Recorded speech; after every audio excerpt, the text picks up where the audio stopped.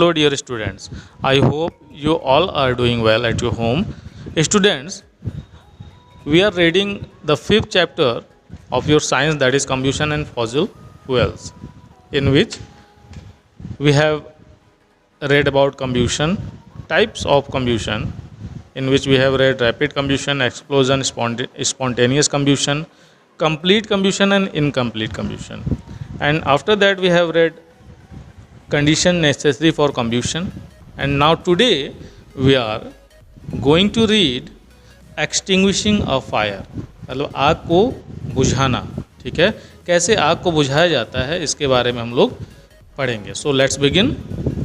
A fire can be extinguished using water. ठीक है, किसी भी आग को पानी की सहायता से बुझाया जा सकता है.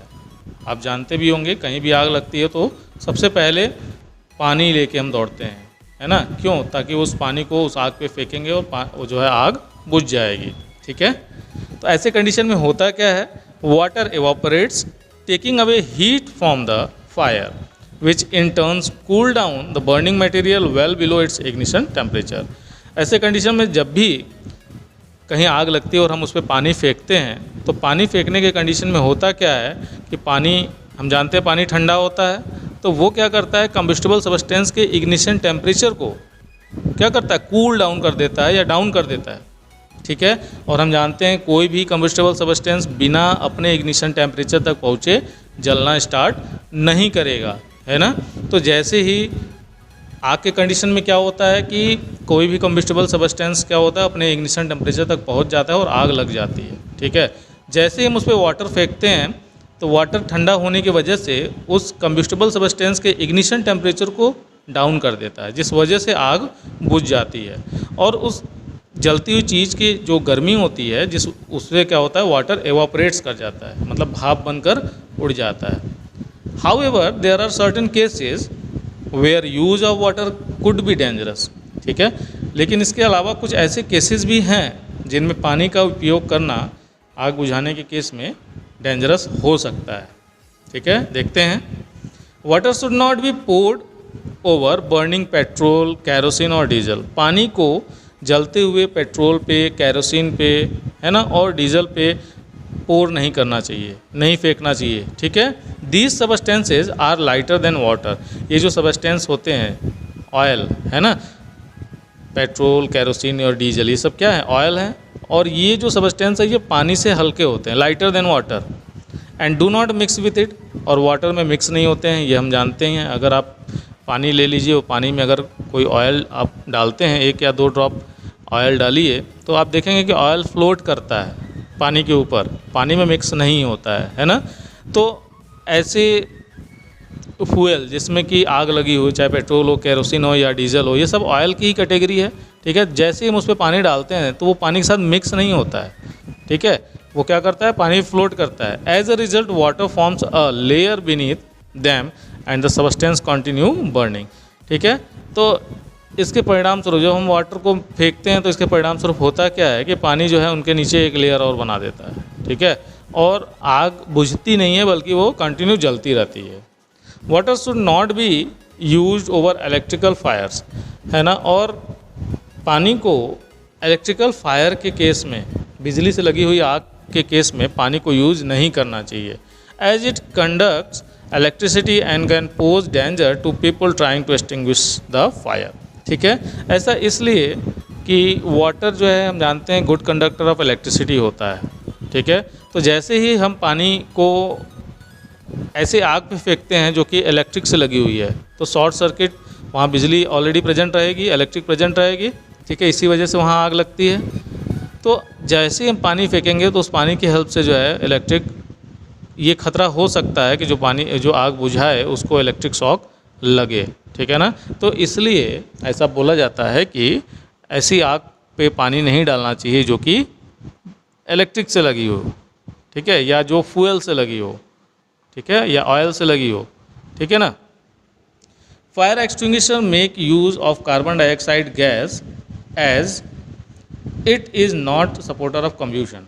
फायर एक्सटिंग्विशर, जिसको कि हिंदी में हम अग्निशमन यंत्र भी बोलते हैं, आग बुझाने वाला यंत्र. ठीक है, इसमें कार्बन डाइऑक्साइड गैस का यूज़ किया जाता है। क्यों? क्योंकि कार्बन डाइऑक्साइड जो गैस होती है वो कम्ब्यूशन का सपोर्टर नहीं है ना। ऑक्सीजन जो है वो कम्ब्यूशन का सपोर्टर है, बिना ऑक्सीजन के आग नहीं जलेगी। हम लोगों ने पहले भी पढ़ा था कैंडल के केस में, है ना।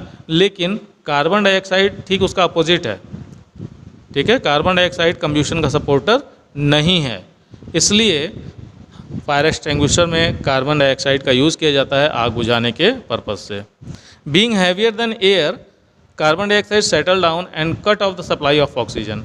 हवा से भारी होने की वजह से कार्बन डाइऑक्साइड क्या करता है, वो सेटल डाउन हो जाता है। मतलब जिस भी कंबस्टिबल सबस्टेंस पे फेंका जाए, मतलब जो कि ऑलरेडी जल रहा हो, तो उस पर क्या करता है, कार्बन डाइऑक्साइड एक लेयर बना लेता है और ऑक्सीजन की सप्लाई को बंद कर देता है। मतलब एटमॉस्फेरिक ऑक्सीजन से एक बीच में क्या बनाता है, एक वॉल जैसा क्रिएट कर देता है, ठीक है।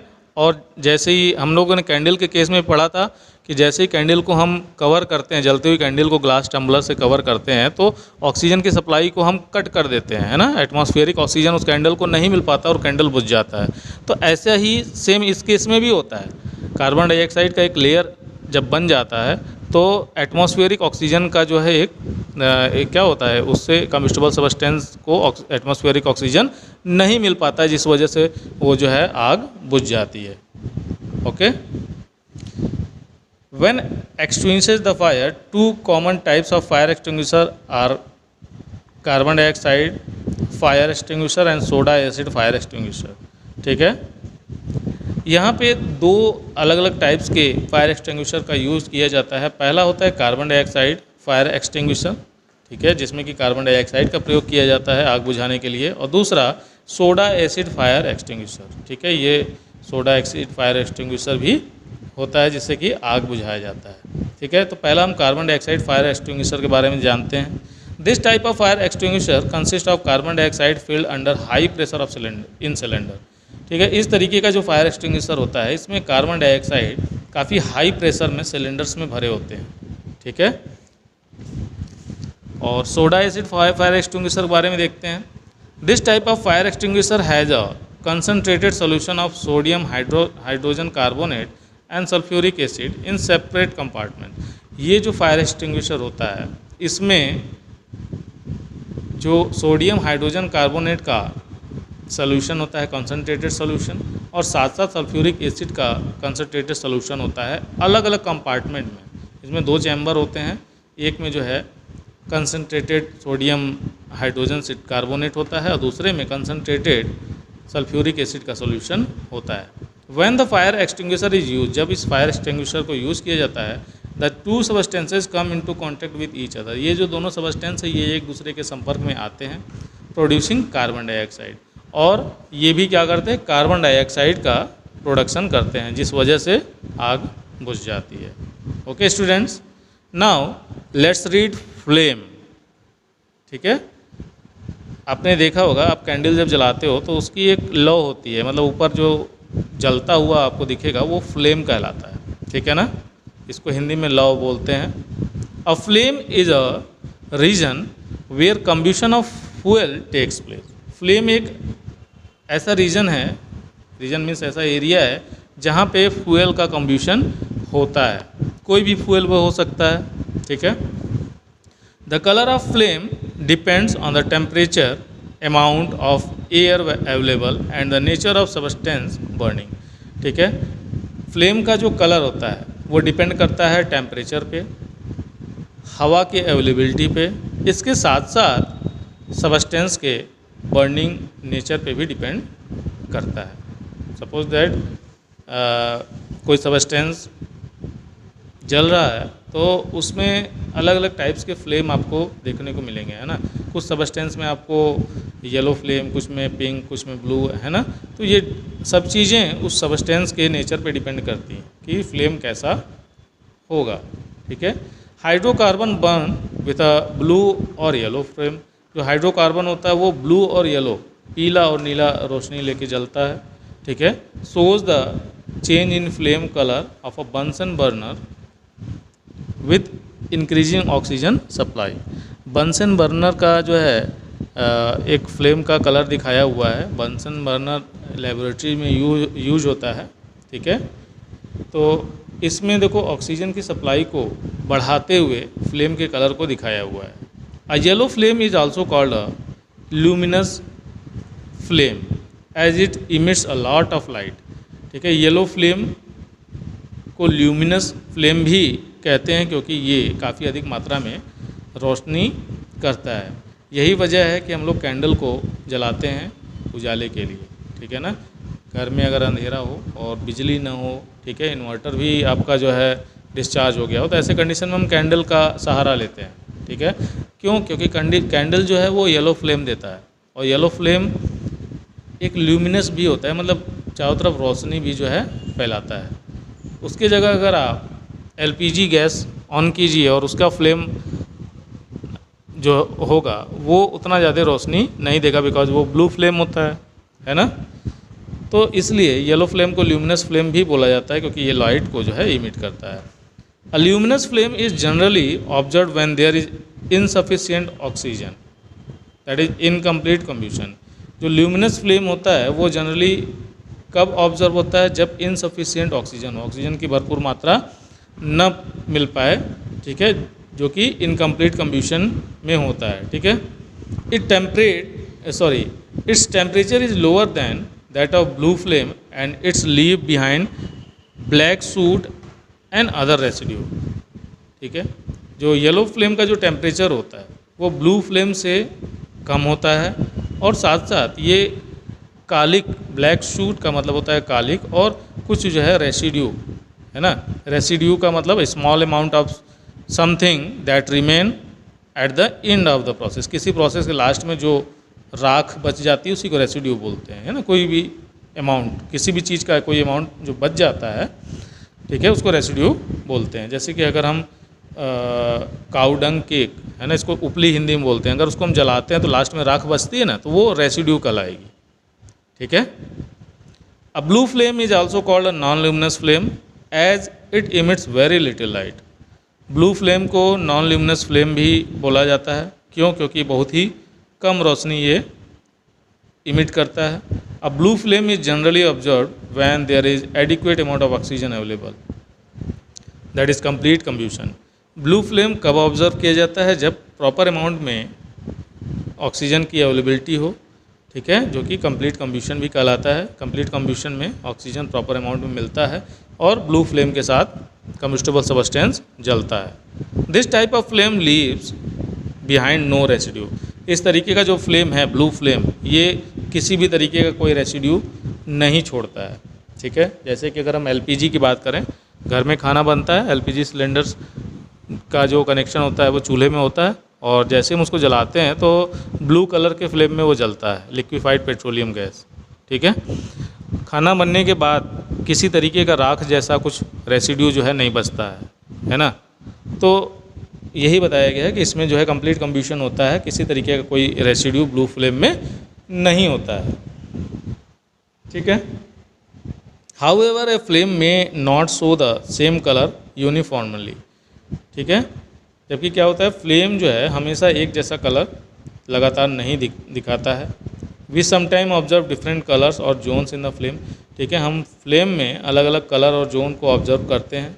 Let us understanding this using the example of candle flame.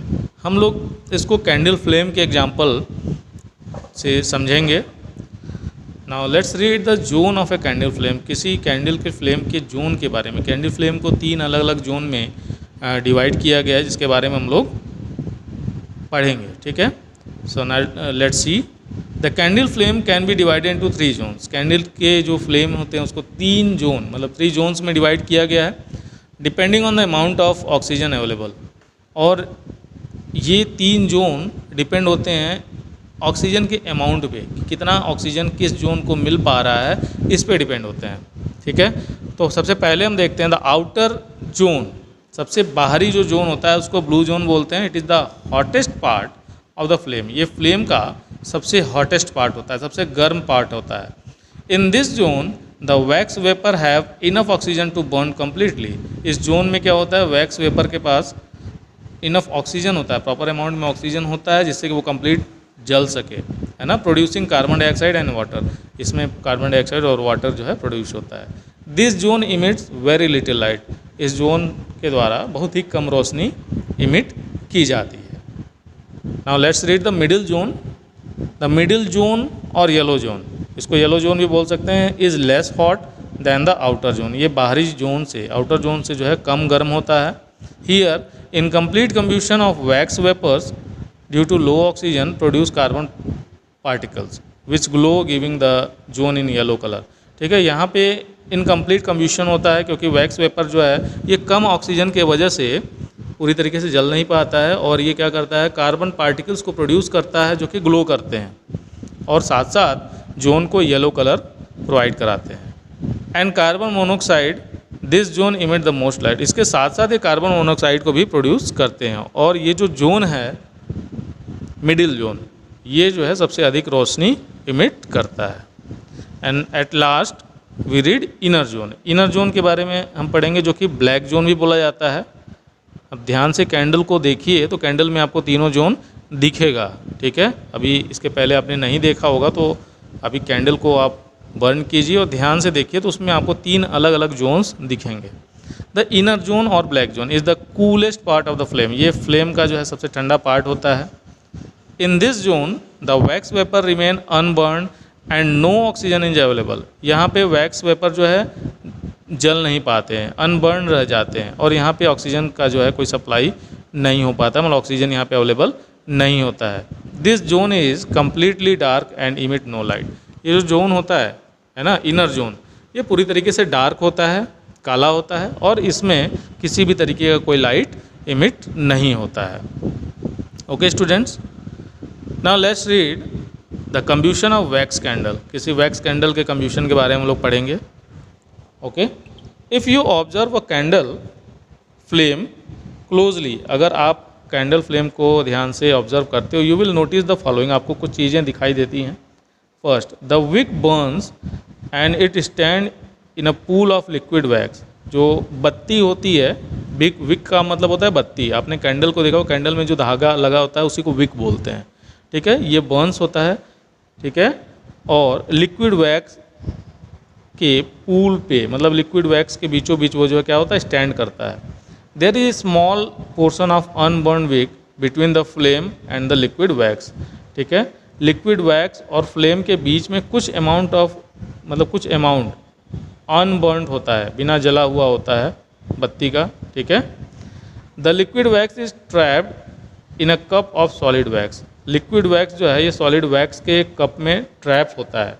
आप ध्यान से कैंडल को ऑब्जर्व कीजिए तो आप देखेंगे चारों तरफ जो सॉलिड वैक्स है उसके बीच में जो विक होती है, जो बत्ती होती है, उसके चारों तरफ जो है लिक्विड वैक्स जो है लिक्विड के फॉर्म में आप देख सकते हैं। ठीक है, तो इसी को बोला गया the liquid wax is trapped in a cup of solid wax.